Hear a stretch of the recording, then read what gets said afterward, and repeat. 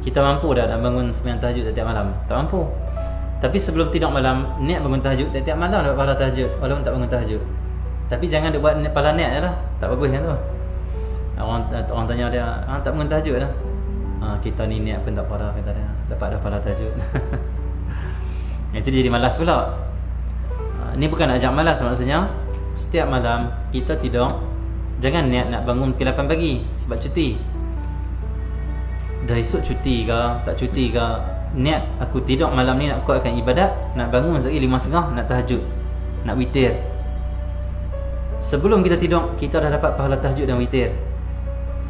Bila kita terlajak tidur sampai bangun jaga pukul 6 dah azan, tetap pahala tahajud dan witir kita tak hilang.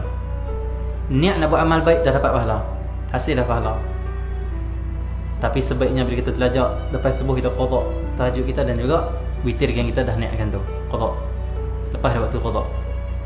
Itu sebaiknya supaya kita dapat pahala niat nak buat amal baik, yang kedua pahala amal buat baik, amal baik tu dua-dua kita nak. Allah sesenang. Tapi nak abang punya, kita tak mampu bangun tahajud setiap malam, tapi kita mampu dapat pahala tahajud setiap malam. Kan hebat niat ni. Allah sesenang.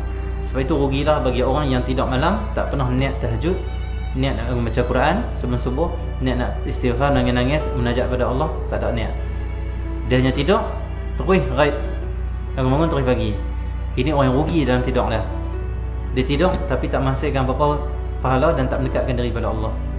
Kita nak tidur kita pun jadi ibadat, tidur kita pun dapat pahala. Macam mana tidur niat nak bangun, bukan tidur niat nak tidur lama-lama dan juga nak bangun lambat.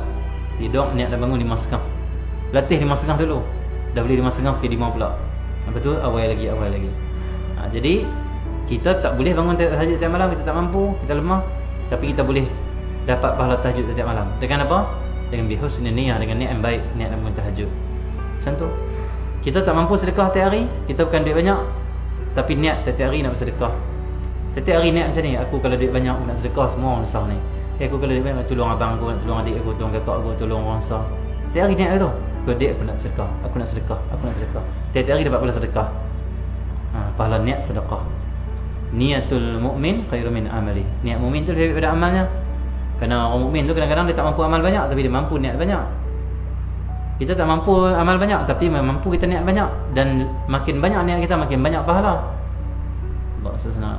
Walaupun kita tak amal banyak, tak apa, yang penting niat tu banyak. InsyaAllah kalau kita niat banyak, lama-lama amal kita pun banyak. Sebab orang kalau amal dia niat banyak, lama-lama dia semangat nak amal. Sebab kata Imam Haddad, niat itu dia akan mendatangkan keazaman yang kuat. Siapa ada niat, azam akan naik. Azam, perasaan kuat nak buat tu. Sebab itu banyakkan niat supaya banyak pahala kita. Dan insya-Allah dengan banyakkan niat yang baik, insya-Allah kita akan banyak juga buat baik.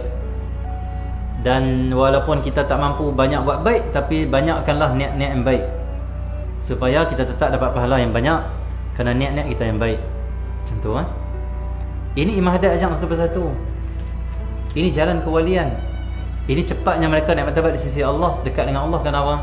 Kerana mereka pandai macam mana nak letak hati mereka dalam mencari ridha Allah. Mereka tahu cara macam mana nak guna hati mereka untuk hasilkan pahala, untuk dekatkan taqarrub ila Allah SWT. Dia tahu macam mana nak guna hati dia. Hati ni dia adalah, kata Imam Ghazali, hati adalah satu anggota, satu ciptaan Allah yang paling unik, yang paling banyak rahsia, paling banyak keistimewaan. Hati kita ni lebih baik pada mata kita, hati kita lebih baik pada lidah kita, hati kita lebih baik pada tangan kita, hati kita lebih baik pada kaki kita, lebih baik pada perut kita. Hati dia paling unik sekali. Kerana di dia tu kita boleh dapat semua segala-gala. Bahkan Allah pun kita boleh dapat dengan hati kita. Kalau saya dapat Allah dengan hati kita, kita boleh kenal Allah, kita boleh dekat dengan Allah, capai ridha Allah dengan hati kita. Dan hatilah punca kita dapat Allah SWT, dapat dekat dengan Allah, dapat kenal Allah dan sebagainya. Unik hati ni, semua ada di hati. Baik ada di hati, buruk pun ada di hati. Dan semua punca hati. Bila hati baik, semua baik. Hati buruk, semua buruk. Semua punca hati. Hati ni unik, macam-macam ada di hati kita. Allah SWT. Bahkan hati kita ni lebih unik, lebih bernilai, lebih mulia daripada kenderaan kita, tanah kita, gaji kita, pekerjaan kita, nama kita.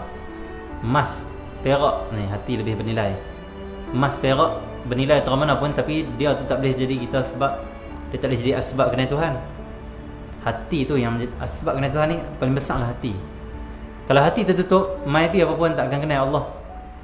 Bencana ke, malaikat turun ajak dia ke, kata Allah ni wujud, Allah ni ada, tak akan dia terima kalau hati dia mati. Walaupun yang datang turun dia adalah malaikat Jibril. Jibril kata, dekat dengan kamu dengan Allah, Allah tu wujud, Allah tu maha melihat. Kamu buat benda tak elok banyak, Allah akan seksa kamu. Jibril sekalipun mai ajak dia tak akan terima. Kenapa? Hati dah mati. Tak usah senang.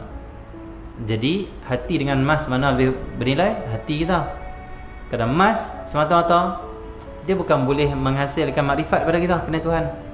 Di hati kita itulah diletak di sini makrifat, diletak sini Allah sana pengenalan kepada Allah SWT.